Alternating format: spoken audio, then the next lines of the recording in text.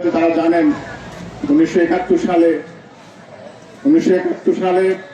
25শে March যখন পাকিস্তান হানাদার বাহিনী এই দেশের উপরে সাধারণ জনতার উপরে গুলি চালানো শুরু করলো, নির্মমভাবে জনতাকে হত্যা করতে লাগলো, তখন এই দেশের সবচেয়ে জনপ্রিয় যে দল যারা মানুষের 97% ভোট নিয়ে যারা বিজয়ী হয়েছিলেন, সেই দলের যে সমস্ত নেতৃবৃন্দ ছিলেন তারা পলায়ন করতে লাগলেন।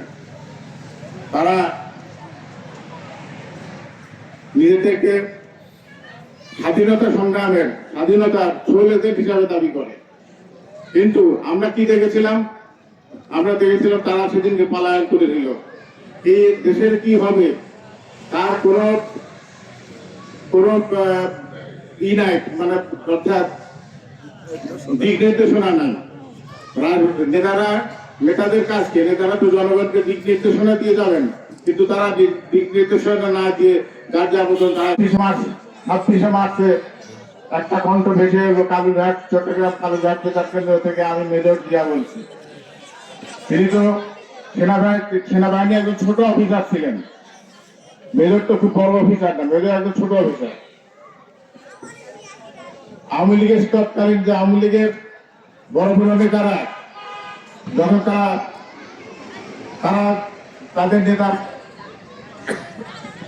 শেখ মুজিবের কাছে দেশের স্বাধীনতা ঘোষণার জন্য দাবি করেছিল, তারা তখন শেখ মুজিব সে দাবি অগ্রাহ্য করে তিনি পাকিস্তানিদের সংবাদ দিয়ে তিনি গ্রেপ্তার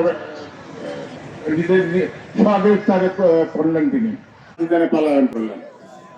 এখানে দীর্ঘ 9 মাস আমরা যারা যুদ্ধ করেছি, আমরা শহীদ রাষ্ট্রপতি জিয়াউর রহমানের আদর্শে, জিয়াউর রহমানের ডাকে তিনি স্বাধীনতা ঘোষণা করেছিলেন, তার সেই স্বাধীনতা ঘোষণাকে আমরা মূল মন্ত্র জেনে আমরা স্বাধীনতা যুদ্ধে ঝাঁপিয়ে পড়ি।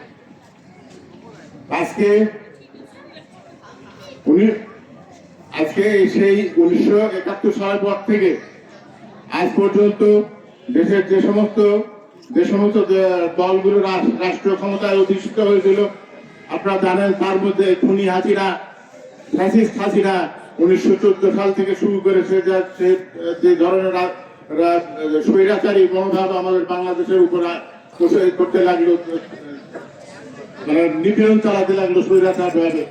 আমরা অতিষ্ঠ।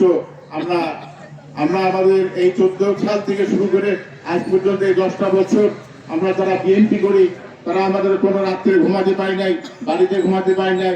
আপনারা অনেক সময় নেটে দেখেছেন যে বিএনপির অনেক নেতা কর্মীরা তারা ধান খেতে মশারি টানা শুয়ে আছে এই বাংলাদেশের পুলিশের অত্যাচার থেকে রক্ষা করার জন্য। আমরা যারা বিএনপি করতাম, আমরা তো তার কোনো করে বাড়িতে শুতে পারি নাই। সন্ধ্যা লাগলে কখনো কার বাড়িতে যা শুভ, আমাদের সেই জন্য সেটা খুঁজে বেড়ানো।